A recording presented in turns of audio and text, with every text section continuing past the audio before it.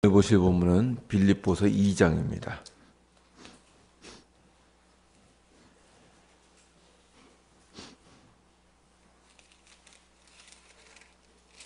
빌립보서 2장 1절부터 14절까지입니다. 빌립보서 2장 1절부터 14절까지입니다. 한 절씩 교독하도록 하겠습니다. 제가 먼저 읽겠습니다. 그러므로 그리스도 안에 무슨 권면이나 사랑에 무슨 위로나 성령의 무슨 교제나 긍휼이나 자비가 있거든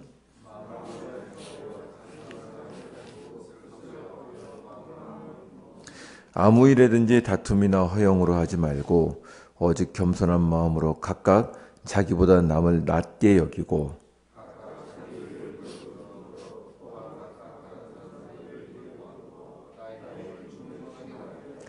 너희 안에 이 마음을 품으라. 곧 그리스도 예수의 마음이니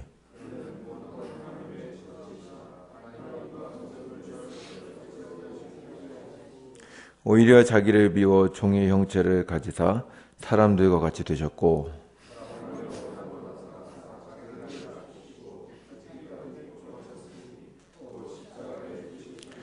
이러므로 하나님이 그를 지극히 높여 모든 이름 위에 뛰어난 이름을 주사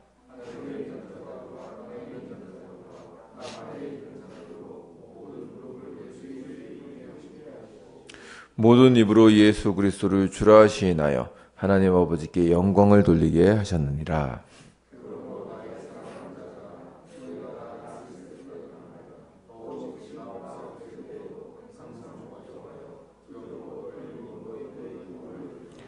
너희 안에서 행하시는 이는 하나님이시니 자기의 기쁘신 뜻을 위하여 너희에게 소원을 두고 행하게 하시나니 모든 일을 원망과 시비가 없이 하라.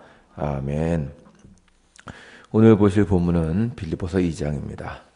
어제 말씀드린 대로 빌립보서는 로마 감옥에 갇힌 바울 사도께서 빌립보 교회에 쓴 편지인데 사도에게 보여준 성도들의 사랑에 감사하면서 동시에 교회에 있었던 몇 가지 문제를 다루고 있습니다.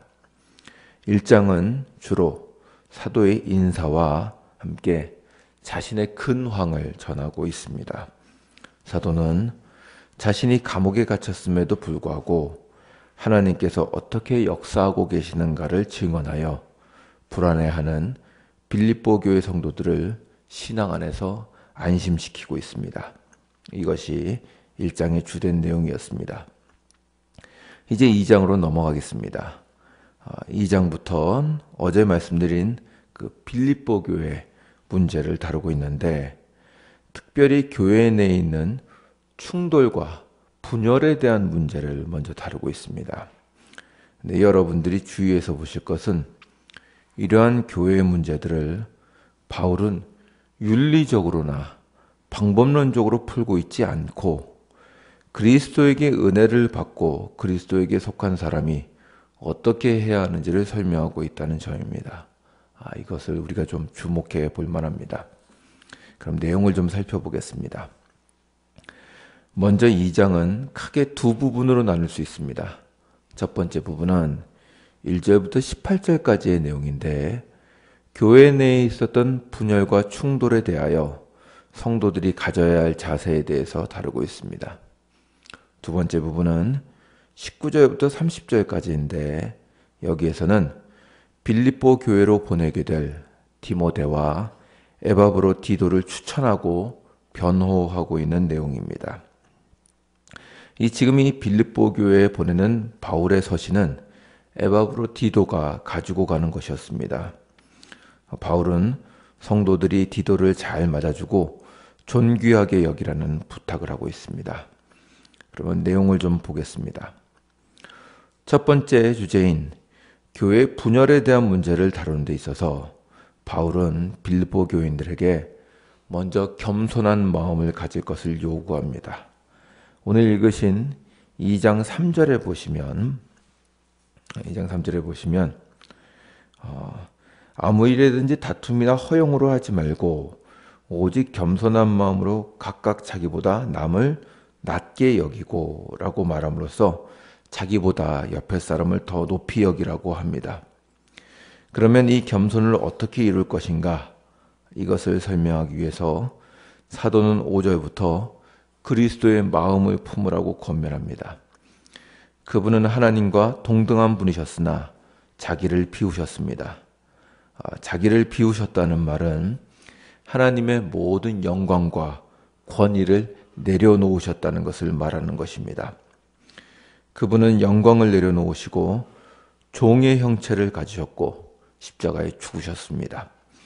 그러므로 하나님은 그를 지극히 높여 모든 무릎을 예수 앞에 꿇게 하셨다고 말합니다.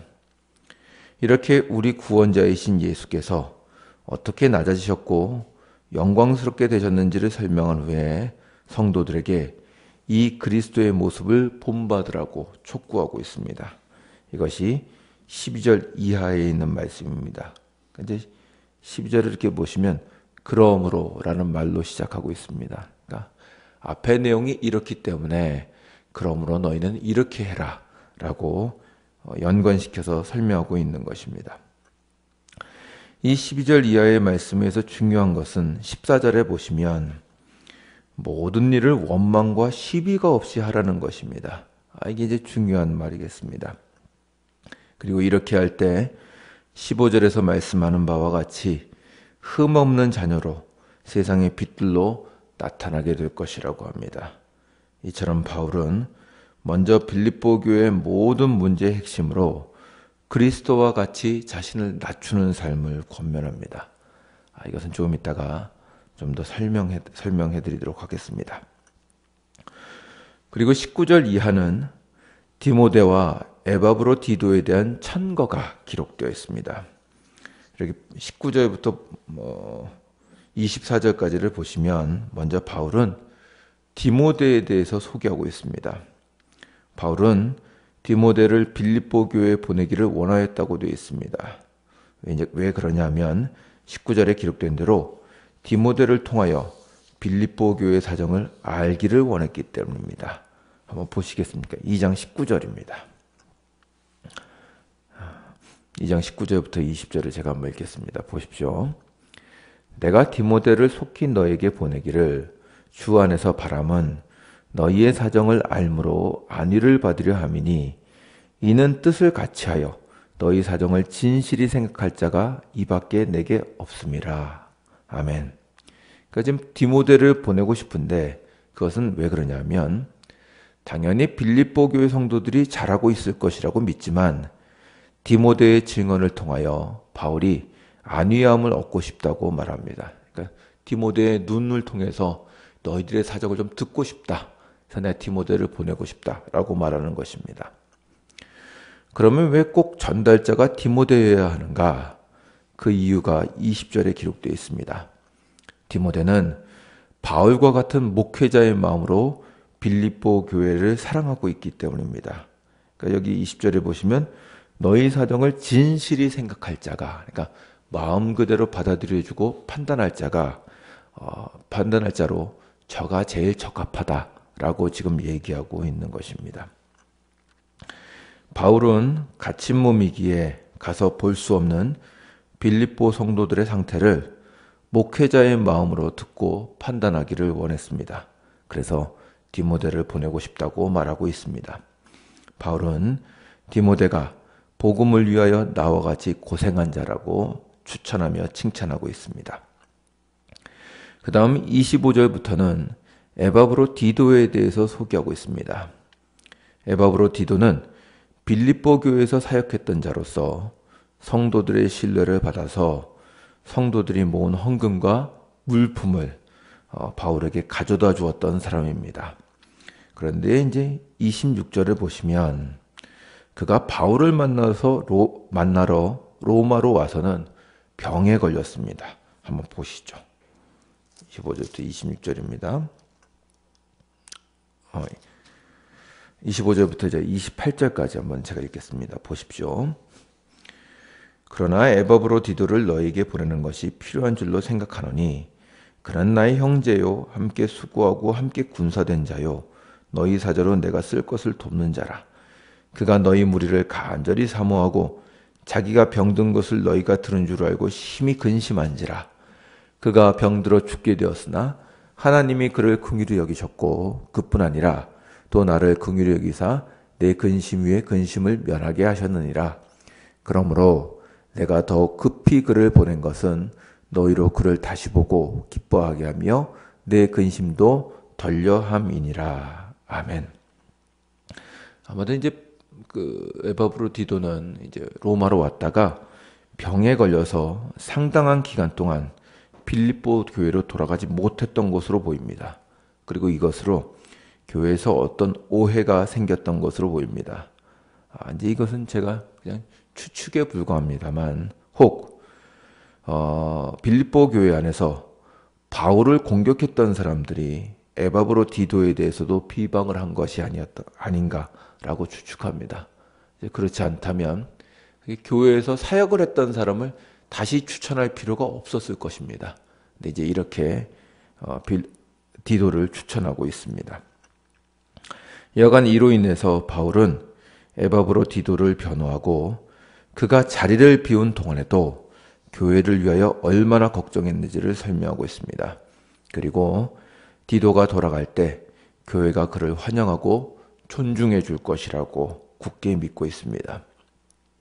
바울은 이 본문을 통해서 교회에 있을 수도 있는 오해를 불식시키고 사도가 파송하는 사역자들을 존중하고 받아달라고 호소하고 있습니다.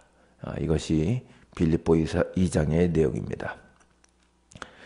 여기서 여러분과 함께 다시 한번 생각해 보고 싶은 것은 2장의 앞부분의 내용입니다. 바울은 빌립보 교회에서 일어나는 여러 가지 분열의 문제라든가 충돌에 대한 문제 혹은 잘못된 가르침에 대해서 다루고자 합니다.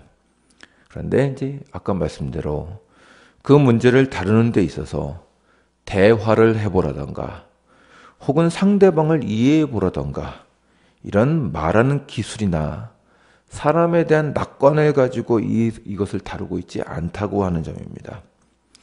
저 같아도 사람 사이에 문제가 생기면 그냥 잘 대화해 보시고 서로 맞춰 보십시오 라는 말이 전부일 것 같습니다. 그런데 그런 차원이 아니라 바울은 주이신 그리스도께서 우리에게 어떠한 것을 보이셨는가를 설명합니다.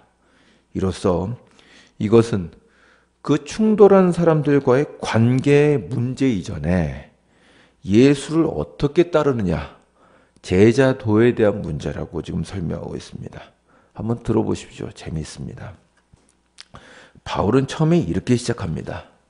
2장 1절을 보시면 무슨 권면이나 사랑의 위로나 성령의 교제나 긍휼과 자비가 있거든 이라고 시작합니다. 이게 무슨 말이냐면 성도가 교회 안에서 어떤 선한 일을 하려고 할 때라는 말입니다. 위로를 주려고 하고 긍휼과 자비를 베풀어 주려고 할 때 그때 조심해야 한다는 것입니다. 그때 마음을 같이해서 하나가 되고 혹 다툼이나 허영으로 선을 행하지 말라고 하는 것입니다. 선한 일을 할 그때에 오히려 겸손하게 자기보다 남을 낮게 여기라는 것입니다. 이것은 우리가 기억할 필요가 있습니다. 왜 선을 행하는데 다툼이 생길까요? 생각해 보십시오. 사람은 선을 행할 때 고집을 부립니다. 왜냐하면 지금 내가 하는 일이 옳은 일이라고 생각하기 때문입니다. 그래서 다른 사람과 타협을 하지 않고 반드시 해야 한다고 얘기를 합니다. 지금 그 말을 하고 있는 것입니다. 제가 목사입니다만 이제 제 주변에 있는 목사님들을 보다 보면 말씀을 전하다가 가끔 강대상에서 화를 내실 때가 있습니다. 그러니까 이제 왜 화를 내나 봤더니 설교를 하는데 누가 다른 짓을 했다던가 다른 일을 했다던가 혹은 졸면 이제 가끔 성질을 내십니다. 이게 왜 그렇게 했습니까? 지금 이렇게 하나님 앞에서 선한 일을 하는데 어떻게 감히 내 마음을 몰라주고 졸 수 있느냐고 생각하는 것입니다. 말인즉슨 틀린 말은 아닙니다. 그런데 그때 겸손하라는 것입니다. 대개 교회의 직분자들이 화를 낼 때는 옳은 일을 할 때입니다. 우리 교회는 선교를 안 해서 문제고 구제를 안 해서 문제고 이러이러한 것을 안 해서 문제라고 화를 냅니다. 그런데 바울은 얘기하는 것입니다. 위로를 해주고 긍휼을 베풀어주고 선을 행할 때 다툼이나 허영심으로 그 일을 하지 말라는 것입니다. 내가 옳은 일을 하려고 하는데 너는 왜 내 마음을 몰라줘? 라고 하지 말라는 거죠. 오히려 선한 일을 할 때, 연약한 사람을 도와줄 때 자기보다 남을 낮게 여기라고 합니다. 나의 도움을 받는 그를 더 높여주라는 것입니다. 그러니까 어제 말씀드린 대로 지금 빌립보 교회에 낳는 문제는 뭐냐면 교회 지도자들끼리 충돌이 났습니다. 아마 지도자들끼리 싸울 때는 나쁜 일 하자고 싸우진 않았을 겁니다. 좋은 일 하자고 싸웠을 것입니다. 지금 그 얘기를 하고 있는 것입니다. 그리고 이렇게 선한 일을 할 때 남을 높여주는 것이 바로 예수께서 하신 일이라는 것입니다. 예수는 죄인을 구원하며 인류를 대속하러 오셨습니다. 그분이 오셨을 때 인류가 그 앞에 무릎을 꿇어도 부족한 판이지만 주님은 그들에게 아무것도 요구하지 않으셨습니다.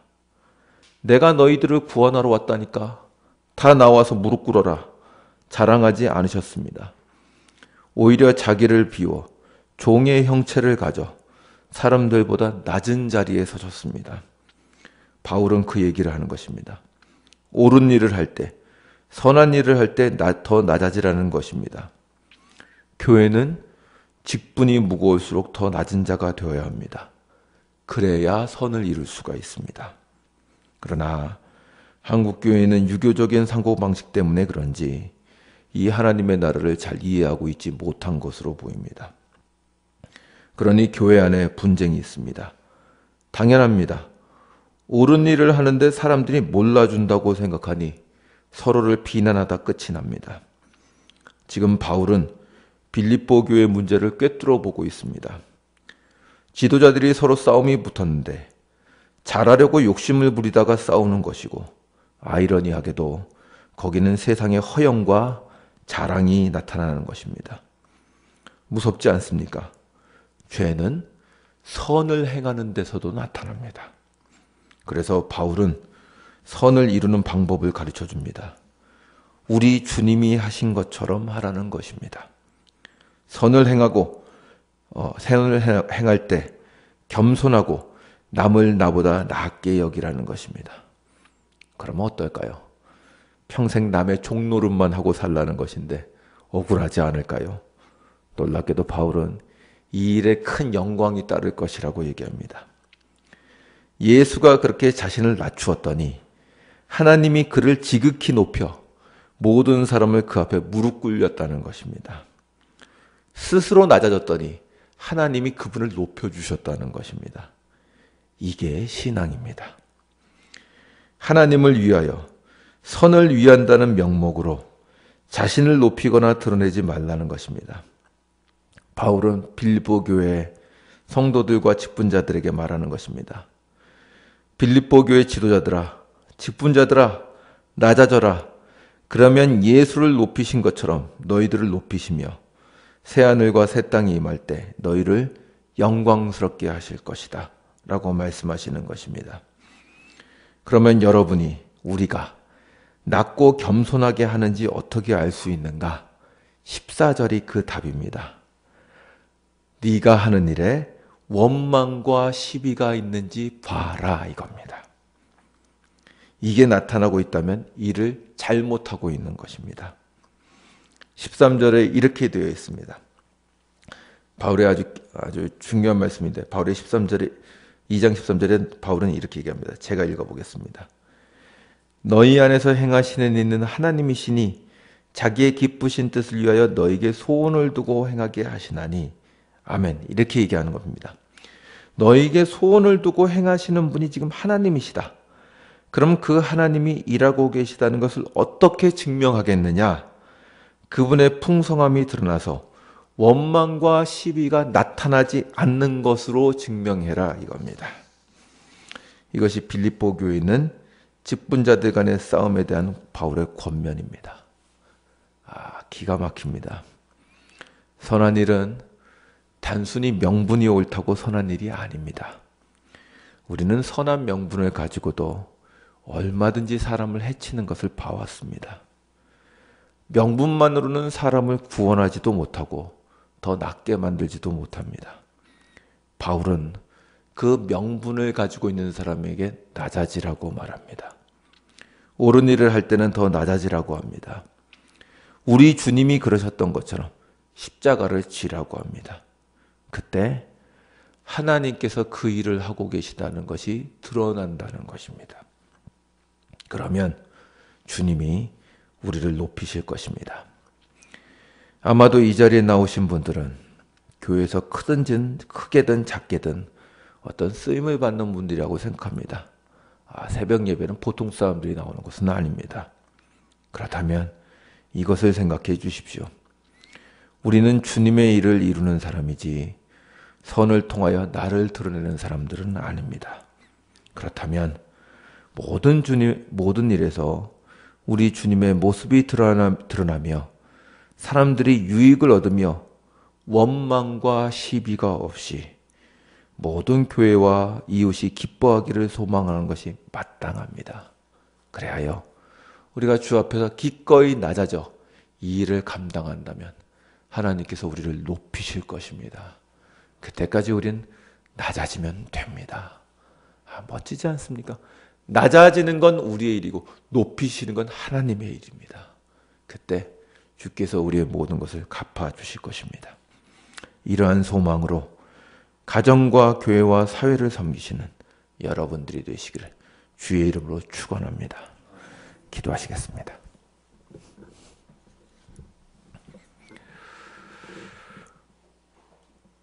주님, 무슨 일이든지 선을 행하고 위로가 있고 자비가 있고 하나님의 일을 할 때 오히려 낮아지고 남을 나보다 낮게 여기라고 바울은 권면하고 있습니다. 주님, 우리가 이 일을 감당하게 하시옵소서. 내가 옳기 때문에 상대방을 강압할 수 있다는 생각을 하지 말게 하여 주시옵시고, 주님께서 옳은 일을 하시고 온 세상을 구원하는 일을 하셨음에도 불구하고 그 일 속에서 오히려 구원받는 그 사람들에게 못질을 당하시고 욕을 당하시고 수욕을 당하시는 일을 참으신 것처럼 우리도 그렇게 주를 따라 십자가를 지고 걸을 수 있도록 은혜를 베풀어 주시옵소서. 스스로 낮아지게 하여 주옵시고 하나님이 우리를 높이실 때까지 인내할 수 있는 믿음을 더하여 주시옵소서. 오늘 하루도 그렇게 주를 위하여 살게 하시옵소서. 감사드리며 예수님의 이름으로 기도드리옵나이다. 아멘. 하늘에 계신 우리 아버지,